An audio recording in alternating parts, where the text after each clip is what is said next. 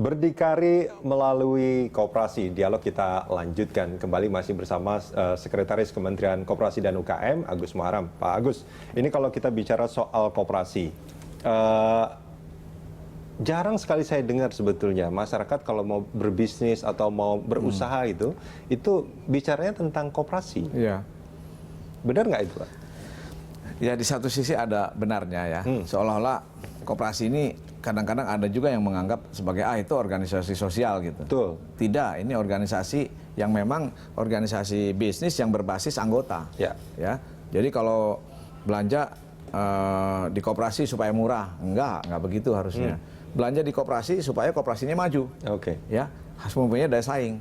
Kalau minjem di koperasi, tapi kalau simpan di lembaga lain, nah ini kadang-kadang kan keliru. Nah, jadi ada citra koperasi seolah-olah masih paguyuban gitu. Tidak, ini kita ingin koperasi ini memang profesional. Karena kekuatan ekonomi kan, kekuatan ekonomi ya. Orientasinya tentu di samping orientasi anggota ya, tentu itu pasti itu ya. Tapi bisnis itu juga merupakan tulang punggungnya koperasi. Gitu. Nah itu kalau tadi dikatakan misalkan kalau kita minjem ke koperasi tapi kalau menyimpan atau menabung di lembaga keuangan lain. Kalau kita bicara soal keuangan, ini kan kita bicara soal trust biasanya Pak Agus. Ini kan kalau kita mau naruh di koperasi ini aman atau enggak seperti itu. Nah itu kan menjadi permasalahan. Betul. Jadi aman tidaknya kekuasaan tertinggi di koperasi itu ada di rapat anggota. Rapat anggota. Jadi kalau rapat anggota sudah memutuskan bahwa oke, pinjaman sekian, nanti kalau misalkan ini akan diganti dan sebagainya, ya dijamin oleh koperasi itu sendiri, tentu masyarakat akan. Nah biasanya yang ada itu koperasi yang abal-abal, ya. Koperasi rentenir berkedok ropafri itu ada, ya, yang sering kita sebut bahasanya seperti itu. Nah ini yang hati-hati masyarakat, gitu ya. Ya karena kita tidak bisa watchdog, ya mengamati terus mengawasi tidak bisa karena aturannya sudah jelas. Orang dilarang menyimpan uang di lembaga lain kecuali perbankan kan. Nah, koperasi boleh menyimpan kalau anggota. Nah, anggota ini biasanya diberikan di PP 995 itu ada namanya calon anggota. Itu calon anggota hanya diberikan 3 bulan. Kalau 3 bulan kinerjanya tidak baik ya tidak bisa jadi anggota. Nah makanya kalau seseorang nyimpen di koperasi dan bukan anggota kemudian koperasinya kolaps, ya itu sebenarnya resiko dia sendiri. Karena sudah diberitahu bahwa itu tidak boleh. Ya, jadi jangan menuntut macam-macam kepada pemerintah gitu. Tidak ada. Nah walaupun nanti di undang-undang RU yang akan datang, yang sedang kita siapkan, sudah di ampresnya sudah keluar di DPR. Kita ingin ada satu lembaga penjamin. Ya. Pemerintah dapat membentuk lembaga penjamin simpanan untuk anggota koperasi. Dan itu akan menjadi sangat menarik sebetulnya bagi anggota untuk menarik. Makanya tema ini cocok, pas gitu ya, bahwa berdikari melalui koperasi. Karena sebagian besar pelaku usaha mikro kecil itu adanya di koperasi. Selama itu belum bisa berdiri di atas kaki sendiri, ini ucapan Bung Karno loh, berdikari ini. Maka Indonesia ya masih tergantung ke yang lain. Ya, bahkan kalau saya tidak salah, koreksi kalau saya salah. Pada krisis ekonomi yang beberapa kali menimpa Indonesia, kita sedikit bisa bertahan karena sebetulnya karena fondasi ekonomi kita itu kuat, mikro dan kecilnya itu. Jadi istilah kuatnya begini, orang masih mau makan di pinggir jalan di kaki lima gitu kan, itu kan kuat gitu loh. Nah, kalau Mas Rudi misalkan makan di kaki lima biasa di restoran besar mungkin karena krisis terus ya terpaksa juga akhirnya kan. Gitu. Nah, kebetulan saya suka di kaki lima juga. Nah itu dia gitu loh. Nah, bagus. Nah kalau kita bicara soal profesionalisme tadi, ada yang mengatakan bahwa spesifik usaha-usaha spesifik itu dia. Itu juga sebetulnya akan membuat orang semakin profesional, akan semakin mahir untuk menjalankan bisnis. Nah ini gimana? Apakah koperasi juga akan diarahkan untuk seperti itu? Jadi betul Mas, Pak Presiden, Pak Menteri menginginkan tuh ada spesialisasi, ya fokus katanya, kata beliau fokus di dalam melakukan penganggaran juga di kementerian lembaga harus money follow program. Programnya apa? Baru uang ke situ. Jangan fungsinya dulu, baru uang dulu, baru program. Tidak boleh lagi.